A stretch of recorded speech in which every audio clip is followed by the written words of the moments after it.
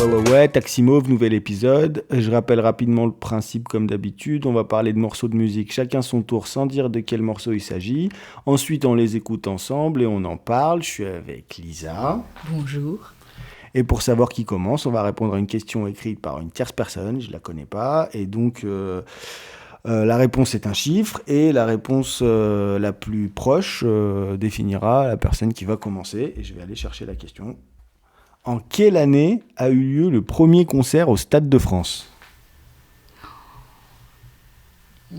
Allez, moi je me lance, je dirais 1999. Ah ouais, moi j'ai été genre 78. Je connais pas la date de construction du Stade de France. Bah moi je sais qu'il a été... Attends, j'ai pas encore la réponse, mais je sais je crois que c'était pour la Coupe du Monde 98. Donc dans ma tête, je me suis dit, bah ils ont d'abord fait le foot. Après, je sais pas, on va voir. Trop intelligent. Le 25 juillet 98, les Rolling Stones inaugurent la programmation musicale du Stade de France et se produisent devant près de 80 000 personnes. En première partie, Téléphone devient le premier groupe français à jouer dans cette enceinte. Beau gosse, Téléphone. Oui. Du coup, je suis plus proche. Hein. Ouais, bien sûr. Et donc, moi, je vais commencer. Alors moi, ma première chanson, c'est une chanson, elle est de 2005. C'est une chanson, je connais vraiment que cette chanson du groupe. C'est un groupe espagnol qui apparemment est connu en Espagne, mais moi je connais pas, plus que ça, je connaissais pas. Et en gros, je découvre ça peut-être en 2007-2008. Et là, quand j'ai choisi cette chanson, plus tard j'ai réfléchi et ça m'a fait penser à un truc. En fait, je bossais quand je découvre cette chanson, je donnais un coup de main dans un magasin qui vendait des canapés. J'étais à peine majeur. C'est pour ça 2017, je pense. Ouais. Tu vois. Et en fait, c'était un peu comme un entrepôt qui vendait des canapés d'occasion. Et en fait, j'étais avec un gars qui bossait là-bas. On était dans la voiture et il écoute ça en fait dans sa voiture. Et du coup, je lui demande ce que c'est, et c'est comme ça que je connais la chanson. Et le truc marrant, c'est qu'en plus, franchement, j'ai choisi avant. Mais le truc marrant, c'est que le magasin, il est, mais genre, je sais pas, à 100 mètres de là où t'habitais avant, à Villeurbanne. À Villeurbanne ? Ouais. Ah oui, c'est tard... c'est pas un truc marocain ? Franchement, je sais plus le nom. Mais je sais que les gens qui bossaient là-bas, c'était... les gens qui tenaient, c'était des juifs. Mais non, ça me dit rien. Parce que moi, je connais un magasin de meubles marocain qui était juste à côté de là où j'habitais avant, où il y avait plein de canapes. Et c'était un hangar, mais c'était vraiment marocain. Mais après, ça a peut-être changé de proprio, tu vois, je sais pas. Mais en gros, ouais. C'était là où t'habitais, il y avait l'angle où il y a le kebab. Et c'est cette rue-là, direction le centre de Villeurbanne. Ok, non, c'est pas. Je pense pas au même endroit. Voilà. Mais d'accord. Bref. Et donc, c'est là que je découvre ça. Et donc, et en fait, le gars était espagnol, c'est pour ça qu'il connaissait ça. Et moi, j'en avais jamais entendu parler. Et c'est un style que je connais pas vraiment. C'est un mélange de variété et de flamenco, je dirais. Un truc comme ça, quoi. Okay. Le groupe, d'après ce que je sais, il est espagnol. Il est andalou. Voilà. Après, les paroles, je suis allé un peu voir, mais ça m'a pas plus intéressé que ça. Je sais pas, elle cherche dans son fort intérieur. Je sais pas trop ce qu'elle dit. C'est une dame qui chante. Okay. Et quoi dire de plus, c'est en même temps sérieux, d'après ce que je comprends, et en même temps très ensoleillé. Tu vois, moi je l'imagine en mode coucher du soleil et tout, tu vois, comme ça, voilà. Après. Ouais, Andalousie. Mais quand j'ai lu les paroles, ça m'a surpris. Enfin, ça m'a surpris. Non, en fait, non, il y a quand même des passages un peu, entre guillemets, graves dans la chanson. Mais voilà. Allez, on va écouter et on en parle après. Ok. Donc, oui, je dois dire ce que c'est. Oui. Et donc, la chanson s'appelle Poquito a Poco de Chambao.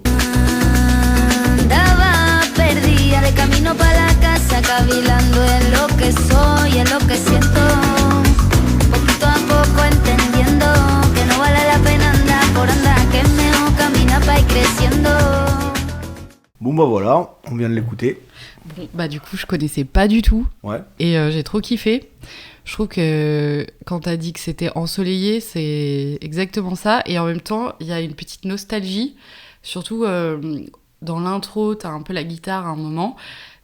Moi, c'est des trucs qui me font toujours ressentir beaucoup d'émotions dans la musique. Cette espèce de nostalgie du sud, de la Méditerranée, qu'on entend vachement. Et du coup, c'est une invitation aux vacances. Donc, c'est exactement le genre de musique que j'aime écouter en vacances. On met ça, on a bu un petit Ricard et on est en train de danser comme ça, tranquille. Ça m'évoque exactement ça, on bouge un peu les épaules. C'est une chanson que je réécouterai, en tout cas, qui m'a beaucoup plu, là, dans le contexte. Ah bah, content que ça te plaise. Mais t'as vu, c'est autant nostalgique, machin, que c'est rythmé, en fait. Oui, tu vois, mais oui, non, mais c'est la nostalgie pas dépressive, c'est la nostalgie belle, un peu cette tristesse, mais qui élève la musique. Je sais pas comment décrire. Mais quand tu parles de Ricard, tout ça, ça fait très apéro. Oui. Non, mais tu vois, c'est en même temps, c'est pas plombant, et en même temps, c'est pas fête. Oui, c'est le début de la fête, tu voilà. vois. C'est la fin de la journée, quoi. Voilà, c'est ça. Et il y a le soleil qui est encore là, justement. C'est une nuit d'été qui s'étire. T'es un peu en camping ou dehors. Il y a un truc d'extérieur. Ouais, ça fait voyager, quoi. Et en même temps, ça va hyper bien avec le contexte des canapés dans Villeurbanne. Ouais. Bah, en fait, moi, j'attendais quelqu'un. Je sais pas pourquoi je raconte ça. En fait, on était là et on attendait quelqu'un, donc on restait dans la voiture et voilà. Ça. Après, moi, je sais pas, je sais même pas ce que j'avais comme téléphone à l'époque, mais j'ai dû le noter dans mon téléphone. Je sais pas comment. Tu l'as gardé depuis, mais vraiment, je l'écoute grave souvent depuis presque 20 ans, enfin 15 ans en tout cas. Ouais. Voilà. 2007, c'était le bac pour moi. Voilà, t'imagines. Incroyable. C'est vieux. Mais ouais, trop bien. En tout cas, bon son que je vais noter après et garder. Ouais, mais apparemment, ce groupe, il est grave connu, hein, là-bas. Ouais. Tu vois, je pense qu'il passe à la radio et tout. Hein, mais jamais entendu. Non, moi non plus. Et j'aime bien la voix de la chanteuse. Ouais. Un peu cassée comme ça. C'est ça. Je trouve que c'est ça un peu la nostalgie aussi, c'est sa voix. Mais moi, j'ai l'impression que je suis trop dans le cliché et tout, mais pour moi, c'est genre une chanteuse qui chante en espagnol. Enfin. Oui, mais je vois ce que tu veux dire. Ouais. Peut-être c'est un peu le cliché qu'on a parce qu'on connaît pas bien, j'en sais rien. Moi, je connais pas beaucoup de groupes espagnols, donc voilà. Mais en tout cas, oui, en tout cas, méditerranéen aussi. Je trouve que c'est pas que espagnol. Moi, ça m'évoque la Méditerranée. Ça se trouve, bah si, t'as dit Andalousie, donc. Ouais, Andalousie, ouais. C'est aussi les terres, mais. Je sais pas, ça m'évoque aussi ça. Mais moi je trouve ça quand même bizarre que des groupes, apparemment ils sont connus, mais je sais pas si c'est vraiment les plus connus ou quoi, mais qu'en Europe ça tourne pas plus que ça la musique européenne, tu vois. Oui, c'est vrai. On connaît tous quelques artistes italiens, espagnols, machin, mais pas plus que ça en vrai. Non, pas plus que ça. On va connaître un artiste parce qu'il a fait un tube à un moment, et bizarrement on connaît énormément d'artistes américains. Alors que c'est vachement plus loin de chez nous. Oui, et puis c'est plus diffusé, quoi. Puis même cette barrière de la langue, au final, pourquoi tu connaîtrais des trucs en anglais plus que des trucs en italien, en espagnol ou après en allemand, j'allais dire. Mais il y en a plein qui ont fait allemand LV1, ils peuvent comprendre. Non, mais non, mais même si tu comprends pas, je veux dire, au final, ça devrait pas être une barrière quand t'écoutes moi j'écoute plein de musique que je comprends pas. Bah pareil, ouais. Donc non, ça devrait pas. Non, c'est juste que c'est pas diffusé, c'est pas dans les canaux de diffusion, je pense, des radios. C'est marrant. Hein. C'est bizarre parce que, en tout cas.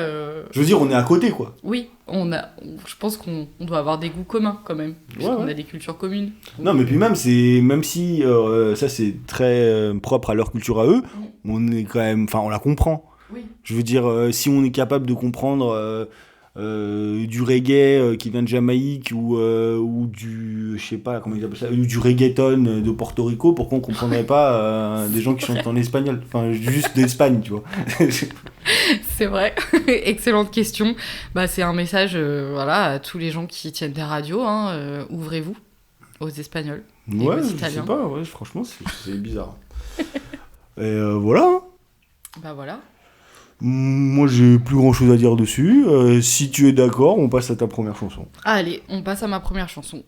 Du coup, moi, j'ai choisi une chanson qui était un tube à sa sortie, si j'ai bien compris. En tout cas, ça date de 1963. Et j'ai choisi cette chanson parce que j'aime bien la chanteuse et aussi parce que c'est un peu comme un poème mis en musique, c'est très court.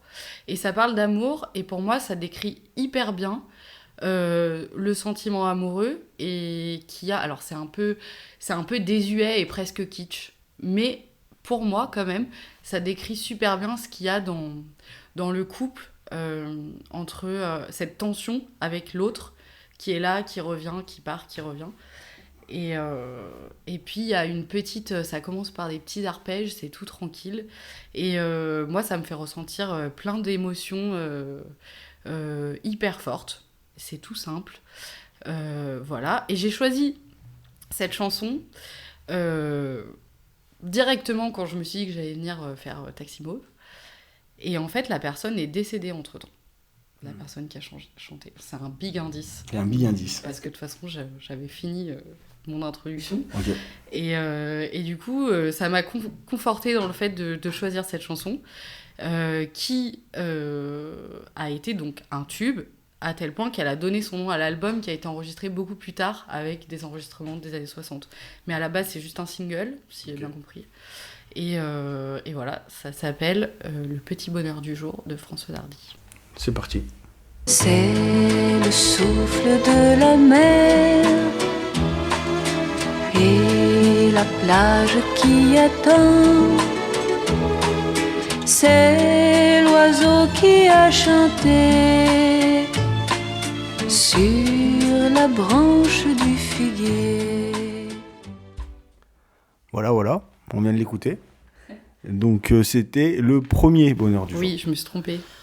Ouais, bah moi je connaissais vaguement en fait. Moi, je viens de me dire que ça me disait quelque chose, mais enfin j'aurais pas ni su comment elle s'appelait, c'est pas la sa chanson. plus connue aujourd'hui du coup de Françoise Hardy. Elle est vieille et puis je pense pas qu'elle est marquée comme d'autres.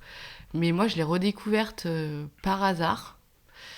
Et je sais pas, depuis que je l'ai redécouverte, je l'écoutais tout le temps. Bon, après j'aime beaucoup Françoise Hardy. Mais celle-ci, je trouve qu'elle me touche particulièrement, à la fois dans les paroles et dans la mélodie. C'est bien qu'on concepte un peu cette description-là. Ouais. Mais moi, je sais pas, en 63, tu dis, mais elle avait quel âge en 63 ? Parce que moi, je trouve ça hyper mature comme... peut-être d'aborder l'amour Oui. avec ces mots-là et Oui. tout. Mais elle a toujours un côté super grave. Je trouve dans ses paroles, même quand elle aborde l'amour en général, c'est assez grave, c'est toujours dramatique. Il y a une espèce de tension qui, pour moi, va bien avec le sentiment amoureux parce que je trouve que même un amour de jeunesse, ça a quelque chose, quand c'est un réel amour, ben, c'est hyper grave aussi quelque part. Tout est très sérieux, tu vois, quand ça s'arrête ou tu vois, c'est des sentiments super forts. Du coup, cette gravité, ça va bien. Mais en 63, c'est au tout début de sa carrière, je pense qu'elle est... Et alors, par contre, j'ai pas vérifié. C'est pas elle qui écrit les paroles. D'accord. Ça, c'est presque sûr. Elle est surtout Ok. interprète. Ok. Et la plupart du temps, c'est pas elle qui écrit ses paroles. Et j'ai pas vérifié qui c'est qui avait écrit. Ok. Et voilà. Donc, je sais, pour l'avoir entendu en interview, qu'elle choisit toujours des textes. Elle est active dans le choix des textes. Donc, ça, forcément, ça lui parle. Par contre, c'est pas elle qui écrit, ouais. Ok. Donc, ça joue aussi. Et pour revenir à ce qu'on disait pour la première chanson, là, sur les contextes ou les écouter, elle s'appelle Le premier bonheur du jour et je trouve que c'est une chanson du matin, ça. Oui. C'est vraiment une chanson de réveil. C'est vrai. C'est vraiment une petite, tu vois, se réveiller doucement et tout. Et ouais, franchement, je sais pas, je trouve ça hyper surprenant comme texte chanté par quelqu'un de jeune, tu vois. Ouais. Enfin, je sais pas, ça me semble hyper, j'ai l'impression que... je sais pas, elle doit avoir quoi, 20 ans, 25 ans ? Oui, un truc comme ça. Avoir, franchement, je sais pas en quelle année elle est née. Je sais pas. Je sais pas. Non, moi non plus. Non, je sais pas. Ultra renseignée. Je sais pas, mais sur, à peu sa près, biographie. j'imagine, quoi. Elle avait entre 20 et 25 ans, un elle truc est comme toute ça. jeune. Elle a même pas 30 ans, quoi. Non, à cette c'est époque-là. sûr que non. Et c'est vrai que ça décrit un amour adulte. Même, je crois qu'elle a fini sa vie justement avec son mari. Comment il s'appelle ? Il est hyper connu. J'ai perdu son nom. Son dernier mari ? Ouais. Je sais pas. Dutronc. Non, Dutronc, c'était Jacques avant. Dutronc. Mais c'était pas le dernier, Elle ça. était plus avec lui ? Non. Ah, elle était toute seule. Ah À bah, la toute fin. seule, je sais pas, mais en tout cas... Non, mais parce que je croyais que justement ils vivaient tous les deux avec Jacques Dutronc un peu en mode solitaire en Corse. Et Non, sais je pas, crois pas, parce que moi j'ai regardé un reportage sur elle il y a quelques années où justement Dutronc était en Corse, interviewé et tout, et c'était un peu malaisant comment il en parlait, Ah ouais. parce que je crois qu'il parlait de la période après leur séparation où elle en parlait dans ses chansons, et lui il en parlait un peu genre. Oui, t'écoutes ça, t'as envie de te foutre une balle, tu sais, il oui, était mais là. lui, il est hyper dur. Puis il est pas. Ouais. Non, mais c'est même pas qu'il Et moi, jugeait, je c'est que croyais presque que- il est en train de dire en gros, la flemme, ça a l'air dépressif, quoi, tu vois. Bah, tu vois, moi, je me suis monté tout un film parce que du coup, je savais pas du tout où elle en était dans sa vie et je me suis monté tout un film aussi en l'imaginant elle. Bah, je pensais que c'était avec Jacques Dutronc, mais du coup, c'est peut-être seul ou avec quelqu'un d'autre. Mais je trouve que sa chanson qu'elle chante très jeune, ça évoque aussi bien la fin de ta vie en couple, en fait. Ouais. C'est juste quelqu'un qui est là au matin et qui est là le soir et c'est tous les jours la même personne, il s'en va, il revient.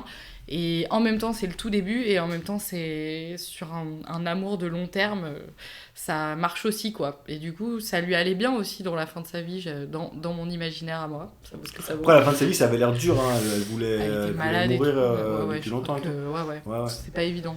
Mais c'est rassurant quand même, je trouve, d'écouter une chanson du début des années 60, donc après, peu importe, hein, écrite par elle ou par quelqu'un d'autre, mais de se dire qu'il y a quand même des choses qui changent pas. Oui. Que t'imagines, on est 40, 60 ans plus tard, et on peut carrément se dire, ah, je peux vivre ça, tu vois. Moi, je ressens ça en tout cas. L'amour, je peux le vivre aussi comme ça, cette espèce de quotidien où c'est immuable et du coup, c'est hyper universel comme parole. C'est en ça que ça m'évoque une poésie qui est mise en musique parce que du coup, là, c'est elle qui chante, sa voix, elle s'y prête super bien, sa manière d'interpréter, mais aussi bien, on fait une reprise avec quelqu'un d'autre, ça marche à fond parce que ces paroles, elles sont universelles et je pense que ça parle à toute personne qui est bien en couple dans ce truc d'un quotidien qui se répète mais qui en même temps est tous les jours nouveau et tous les matins elle se réveille, elle est heureuse et tous les soirs elle se couche, elle est heureuse. Il y a un truc un peu comme ça qui est universel, qui m'a touchée. Ouais, franchement, trop bien. Bon, parfait. Merci. Avec plaisir. Est-ce qu'on rajoute quelque chose ? Moi c'est bon, j'ai tout dit. Si on rajoute rien, j'enchaîne.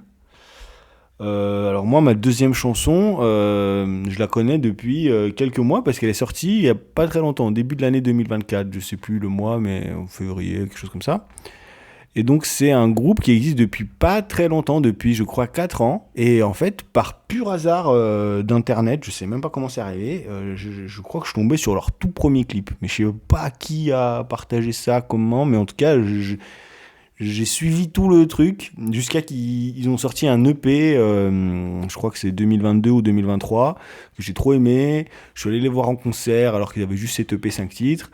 Et donc là, ils ont sorti un album cette année.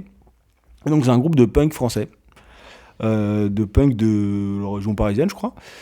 Et la particularité de la chanson que j'ai choisie, moi, je crois, dans cet album, c'est vraiment celle qui m'a le plus marqué dans le nouvel album.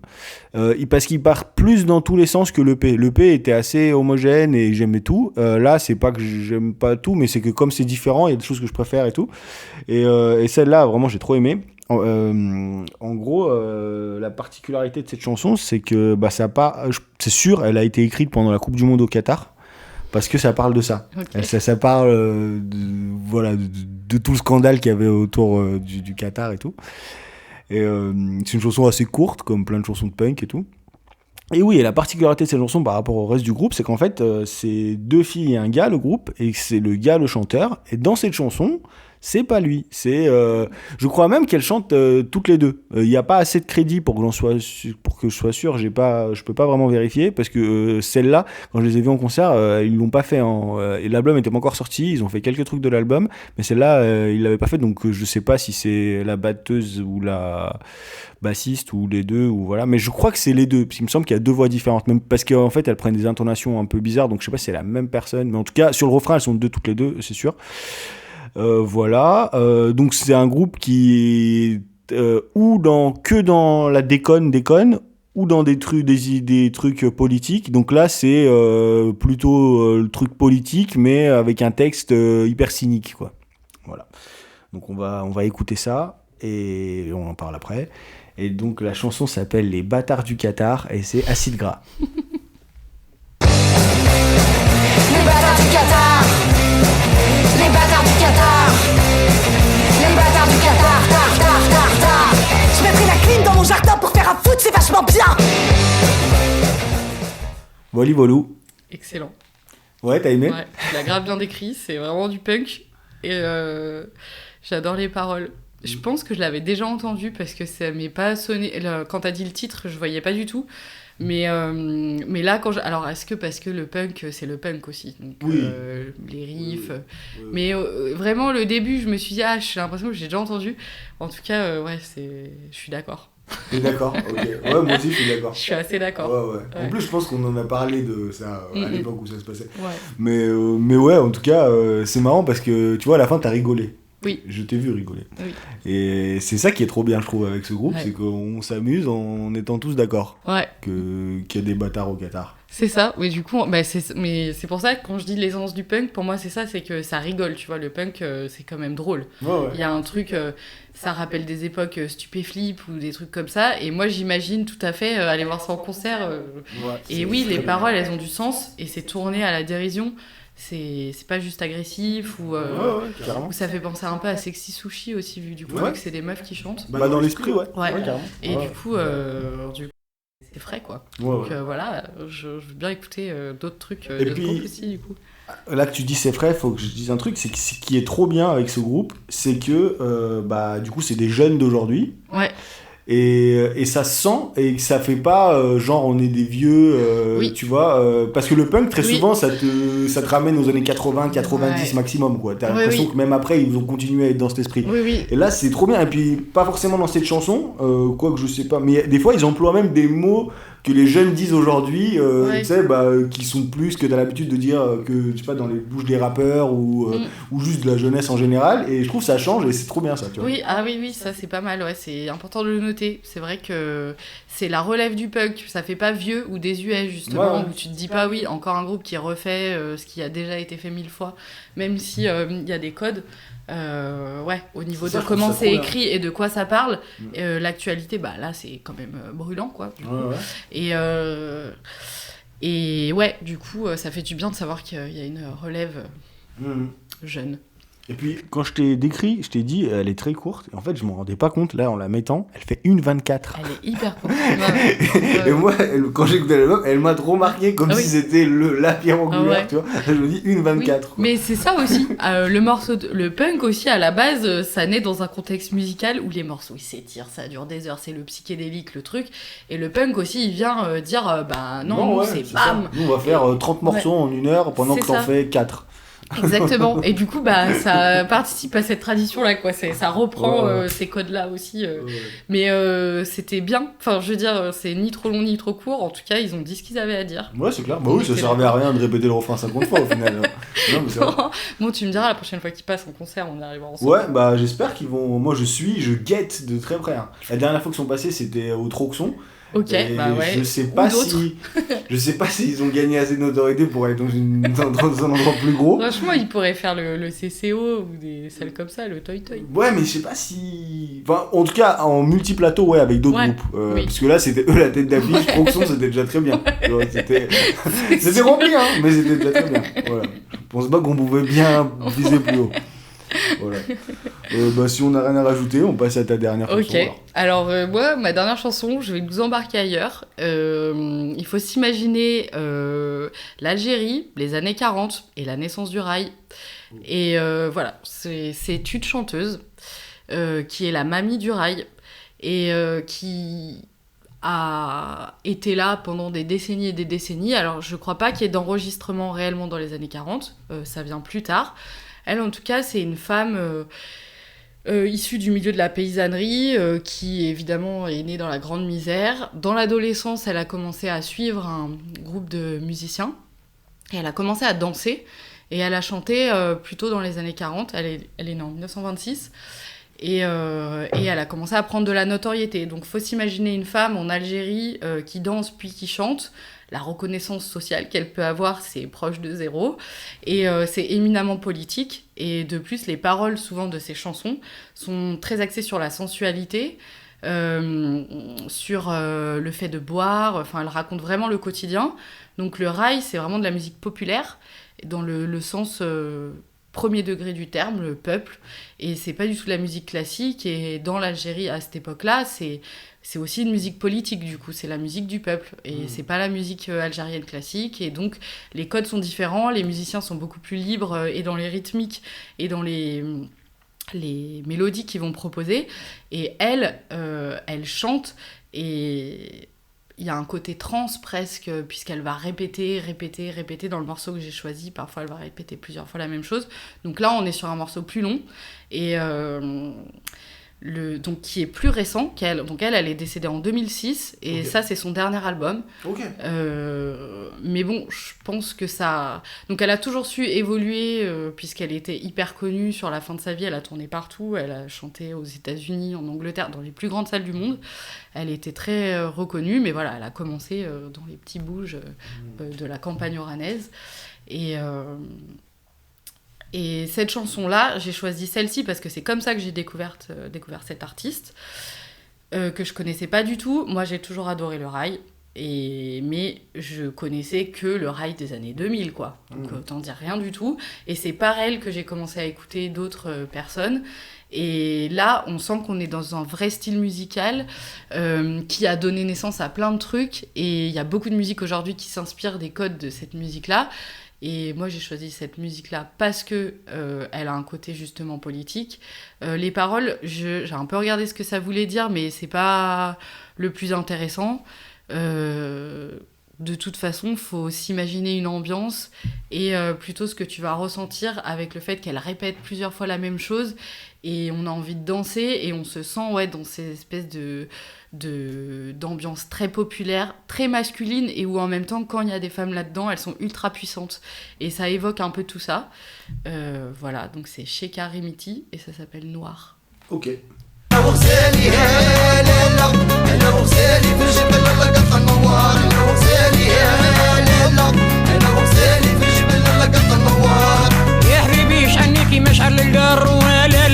وانا وغزيلي في جبل اللقط النوار انا وغزيلي يا ليلة انا وغزيلي في جبل اللقط النوار.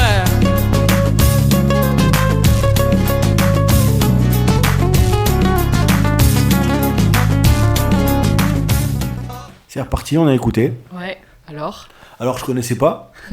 Et putain, j'ai trop aimé.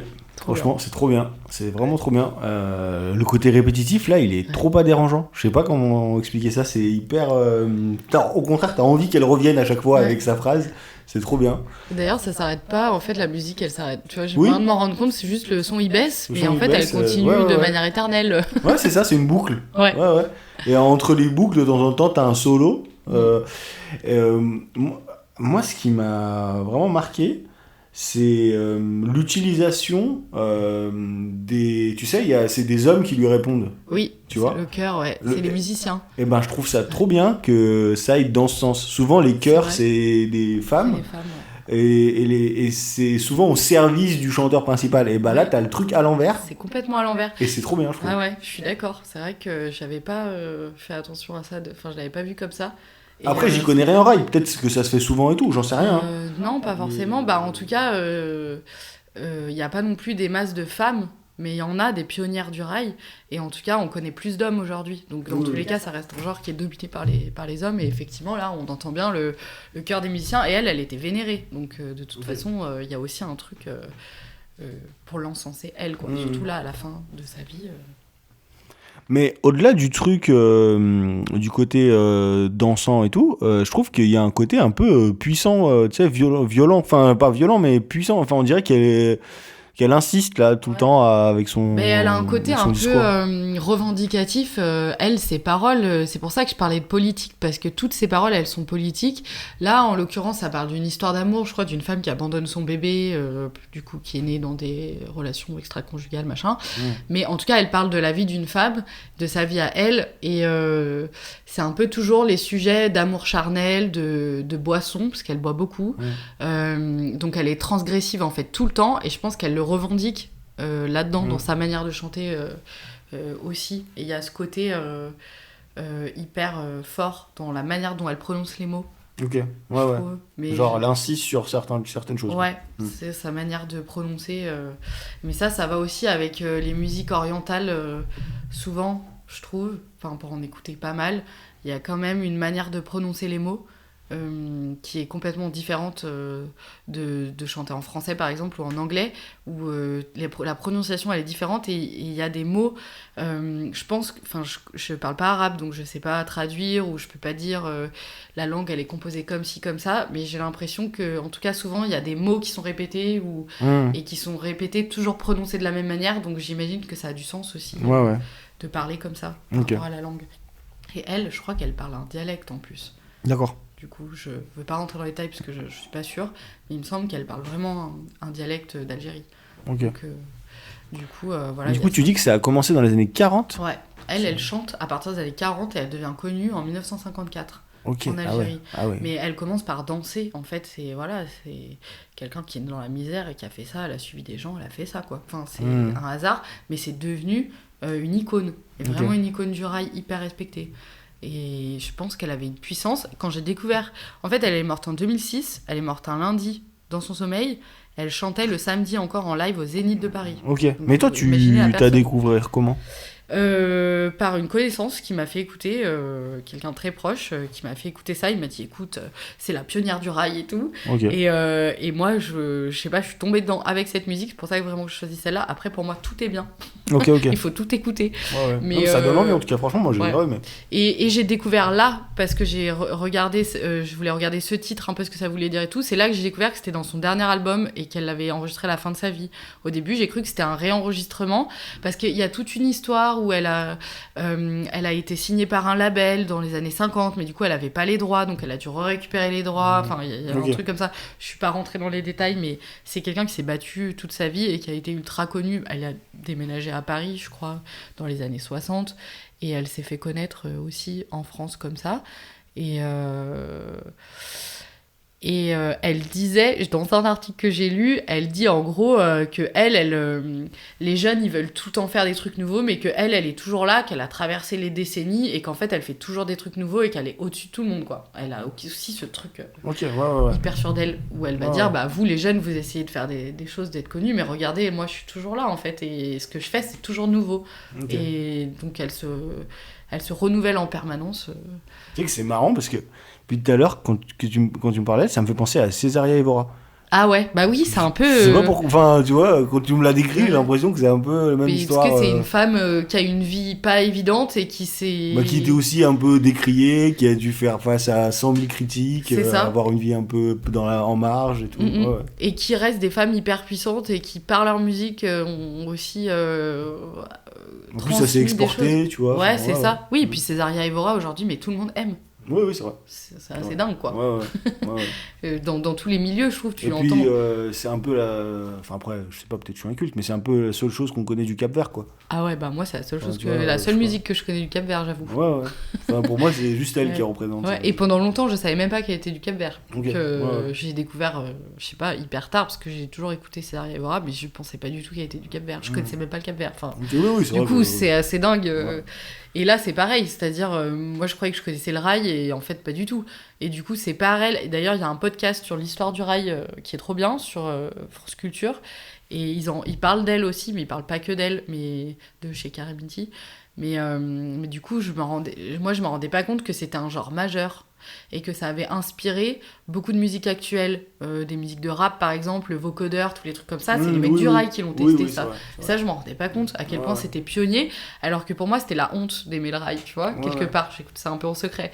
Non, c'était pionnier, et puis même par exemple, voilà, ce que tu viens de dire, c'est que c'est pas, comment dire, ça court pas les rues, c'est pas le premier truc qu'on va dire. Quand on parle d'autotune par exemple, on va plutôt citer Cher, parce que c'est la culture américaine, et on va plutôt trouver la référence d'abord là-bas. Mais oui, c'est vrai, carrément. Alors que en fait ils sont pionniers là-dedans, donc j'ai découvert plein de trucs, et c'est par elle aussi, voilà, que le monde s'est ouvert, et le fait que ce soit une femme dans cette société-là ultra patriarcale, qui plus est le monde de la paysannerie rurale, voilà, et très religieux, je trouve ça encore plus puissant. Moi, ça me donne de la puissance quand j'écoute sa musique, tu vois, de savoir ça.